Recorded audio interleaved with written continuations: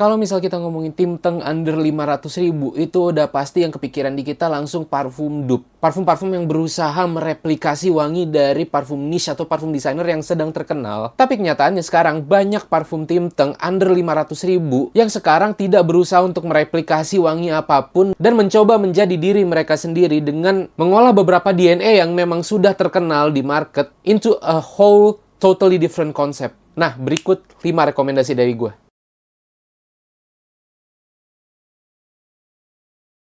Balik lagi sama gue Tommy di channel YouTube gue Perfumes and Characters. Kalau kalian suka sama video-video gue, langsung klik like dan subscribe ke channel gue. Dan jangan lupa follow gue di Twitter, Instagram, atau TikTok. Gue lebih aktif di TikTok. Jadi kalau misalnya kalian pengen ngeliat video-video review parfum gue yang lebih update, kayak gue bisa posting sehari sekali, 2 hari sekali, langsung aja ke TikTok. Nah, kali ini di video YouTube terbaru gue mau ngebahas 5 parfum Tim Teng under 500.000 yang berani mencoba untuk menjadi diri mereka sendiri. Meskipun di beberapa parfum yang gue rekomendasiin ini, mereka menyelipkan beberapa DNA parfum yang memang sudah tahu dan sudah pasti bakal laku di pasaran. Tapi sekali lagi, they're making it into a whole different concept. And I think it's good that you guys must try it. Sekali lagi, ini adalah parfum-parfum dengan range harga di bawah 500.000. Jadi ketika kita bicara kualitas, kita bisa expect kualitas yang baik dengan range harga segitu. Yang pertama ada Rassasium Yum.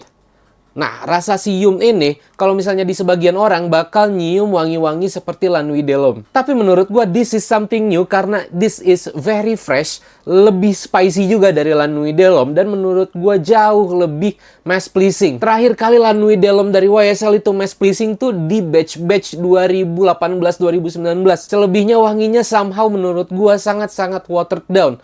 Tapi ya, Rassasium ini mengambil DNA YSL La Nuit de l'Homme yang lama dan membuat sesuatu yang jauh. Dia bikin wanginya jadi green, dia bikin wanginya jadi sedikit soapy, jadi ini aman banget buat dipakai siang-siang, aman banget buat jadi signature scent, and it's got that sparkling sensation as well. Jadi lo akan merasakan wangi-wangi soda gitu, something limey, something citrusy, something bitter yet something transparent and effervescent as well. This is so good dengan ketahanan kurang lebih 6-7 jam dan projection medium. Yes, ini parfum friendly banget di hidung. That means lo butuh untuk overspray biar bener-bener kalau misalnya lo pengen banget tuh dinotis sama orang, pengen banget tuh ditegur sama orang, pakai kayak 10 kali lebih, 20 kali lebih juga nggak apa-apa karena lo mau spray segitu juga. Karena teksturnya nggak nyegrak, dia jadi nyaman gitu keciumnya di hidung lo. Yang kedua, ada Fragrance World Coffee Collection. Dan kali ini gue lagi megang yang Irish Coffee, which is menurut gue yang terbaik di antara 4 varian kopi mereka. Sebenarnya keempat varian kopi mereka ini menawarkan sesuatu yang original, beda. Gue bahkan gak menemukan mereka berusaha menduplikasi atau mencari replika DNA dari aroma-aroma parfum kopi yang lainnya. Meskipun kita tahu parfum kopi itu udah banyak banget ya di market maupun niche ataupun designer, tapi keempat parfum kopi dari Fragrance World ini beda sendiri. Dan kalau misal ditanya ke masing-masing fragrance yang berbeda gitu ya, mungkin jawaban mereka akan beda-beda favorit mereka. Ada yang satu mungkin lebih suka caramel macchiato, ada yang satu lebih suka mocha, ada yang satu lebih suka kopi luwak. Tapi kalau gue paling suka sama Irish Coffee ini. Karena Irish Coffee adalah gabungan dari kopi hitam dan whiskey gitu. And I love whiskey fragrance. Gue punya obsession tersendiri juga untuk ngoleksi parfum-parfum niche dan designer yang wanginya boozy, yang wanginya kayak whiskey. Gue udah punya banyak banget list yang mau gue check out segera. Tapi ya itu nanti kita omongin di lain waktu aja. Irish Coffee dari Fragrance World ini sukses banget ngeblend wangi-wangi tersebut. Mungkin blendingannya nggak semulus itu ya, tapi visi yang mereka tawarkan gue dapet semuanya. Gue dapet whiskey-nya, gue dapet kopinya, gue dapet something lactonic di base-nya. Tapi gue juga dapet ambery-nya, gue juga dapet something bitter di base-nya. Gue juga dapet longevity-nya yang luar biasa, bisa sampai 12 jam di kulit gue. Tapi ini parfum gak cocok dipakai buat di siang hari karena wanginya cloying banget, embernya cloying banget.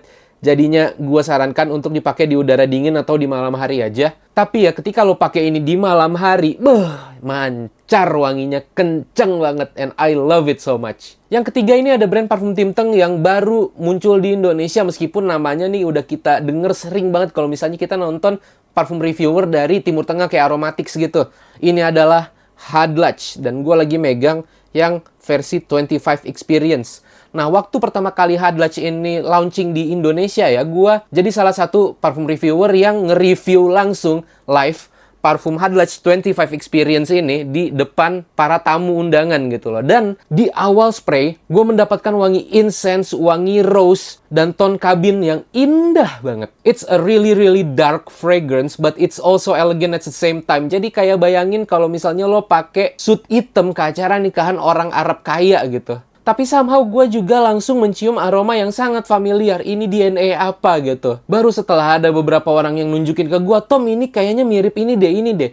Ternyata gue juga baru notice bahwa ini punya DNA Le Male Le Parfum dari Jean Paul Gaultier. Tapi sumpah ya, kalau gue nggak ditunjuk tuh, nggak dikasih tahu, gue nggak bakal tahu ini ada DNA Le Male Le Parfum. Padahal gue dulu sempat punya Le Male Le Parfum dan gue udah pakai sampai sekian lama itu parfum. Jadi harusnya gue udah ngerti bau Le Male Le Parfum tuh kayak apa. Dan yes, memang setelah gue revisit Le Male Le Parfum lagi, parfum ini nggak semirip itu sama Le Male Le Parfum. Malah nggak mirip gitu loh. Dia cuma ngambil manis tone kabinnya doang dan ditaruh di parfum ini. And they made it into a whole different fragrance with rose and incense as the dominant character gitu loh. Dia punya projection yang medium dan ketahanan di 5-6 jam. Nggak usah banyak-banyak lah kalau misalnya nge-spray parfum ini. Lagi pula ini juga parfum malam, dia cocok dipakai buat malam. Ya dipakai buat siang juga sebenarnya nggak apa-apa sih, karena dia nggak punya satu faset aroma yang bisa bikin cloying. Tapi kalau misal di-spray di malam hari, wah elegannya dapet, wanginya lebih mancar, smoky-nya itu juga bikin comfortable banget kalau misalnya udara lagi dingin. Lengkap deh pokoknya. Gue suka banget. Hadlach 25 Experience di nomor 3.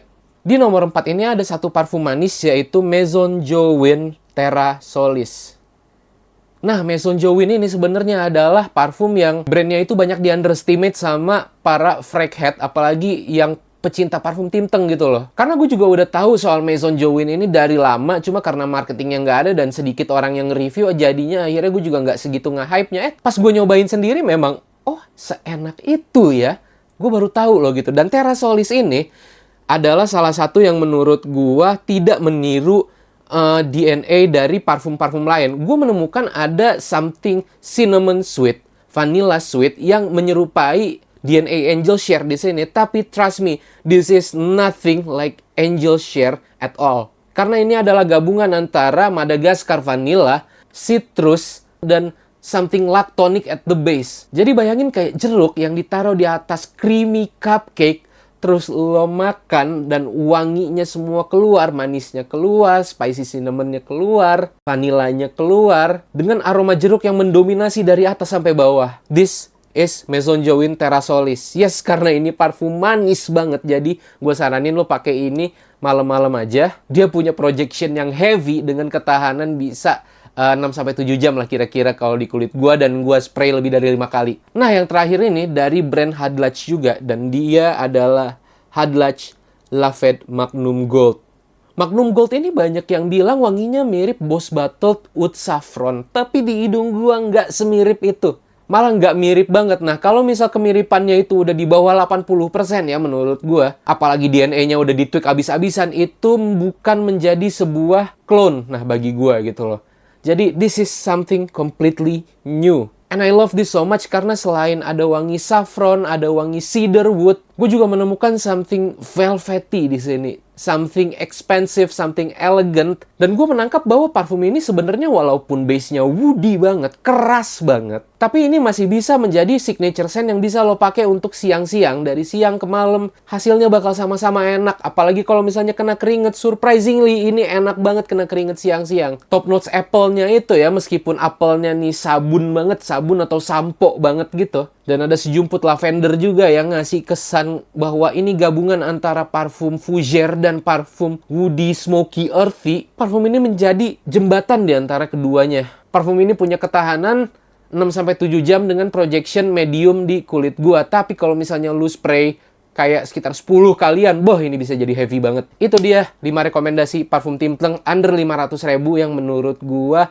tidak mereplikasi parfum-parfum designer atau parfum niche. Dan lo harus cobain, karena itu yang menjadi sesuatu yang membingungkan ya di gua. Ketika parfum Timteng itu ngedup, banyak kontroversi, banyak yang bilang, Tim Teng itu cuma dupe, Tim Teng itu nggak bisa bikin sesuatu yang original, apalagi di bawah 1 juta, di bawah 500.000. Tapi ya, kalau misalnya ditanya soal sel-sel, laku banget. Nah, giliran Tim Teng ngeluarin something totally different gitu, nggak ada yang ngomongin, nggak ada yang memperdebatkan, nggak ada yang mendiskusikan parfum ini, dan salesnya juga gue lihat nggak segede itu gitu loh, dan parfumnya nggak se-hype itu. Gue juga bingung gitu loh, jadi maunya apa nih kira-kira. Ya udah gitu aja. Thank you banget udah nonton video-video gue dari awal sampai akhir. Kalau misalnya kalian suka sama video-video gue, langsung aja like dan subscribe, dan jangan lupa follow gue di Instagram, TikTok, dan Twitter juga. Sampai bertemu di video gue selanjutnya.